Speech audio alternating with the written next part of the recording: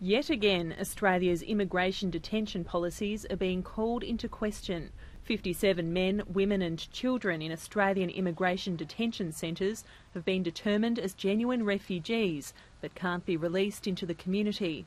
That's because Australia's intelligence agency, ASIO, has deemed the 51 adults a security threat. They're not told why, and they can't challenge the assessment, so they're faced with indefinite detention. The sole applicant in this High Court case is a Sri Lankan refugee who has been detained for more than 3 years.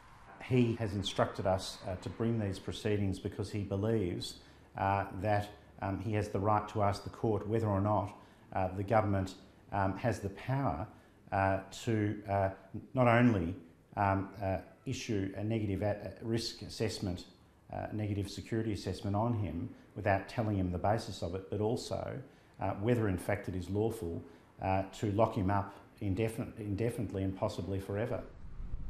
The High Court action is challenging two main aspects of Australian law.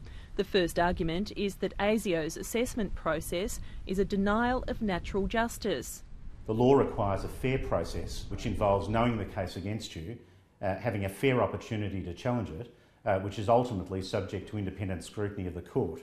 In other words, a fair process, not a secret one, which is how things normally operate in this country under the rule of law on matters as serious as this. The second element is that indefinite detention is unlawful. I mean, the predicament is this stark.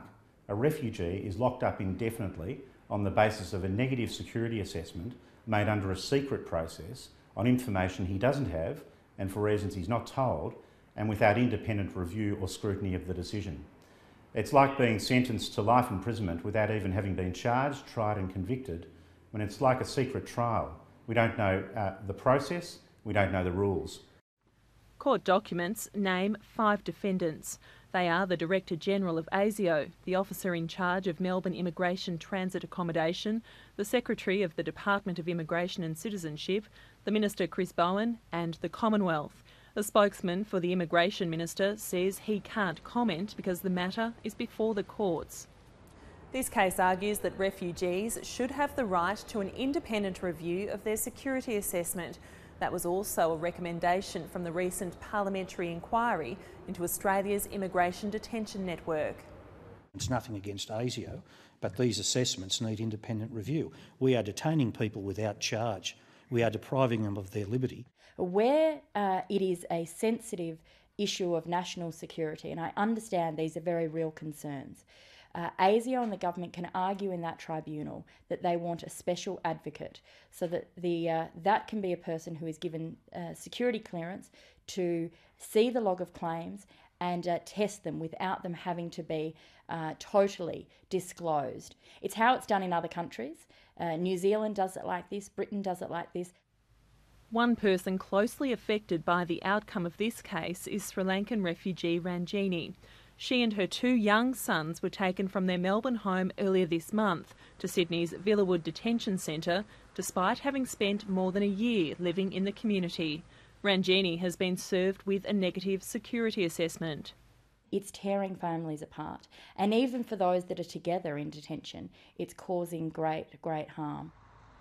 The indefinite detention of asylum seekers was challenged in the High Court in 2004. Kuwaiti-born Ahmed Ali Al-Kateb brought his case against the head of the Immigration Department. He lost the case when a 4-3 majority of judges decided that indefinite detention was lawful. Our current case is arguing that it is unlawful to lock up a refugee indefinitely. Firstly, the facts of this case are quite different to the Al-Kateb case, but also it's quite clear that we have not only the development of jurisprudence since that case, but also a differently constituted court, which may well come up with a different position. The full bench of the High Court has substantially changed since 2004, with only 3 of the same justices remaining. Last year, the High Court ruled the government's refugee swap deal with Malaysia invalid after a challenge led by David Mann. A number of lawyers who worked on that case are working pro bono in the new case lodged in the High Court. Amy Bainbridge, Lateline.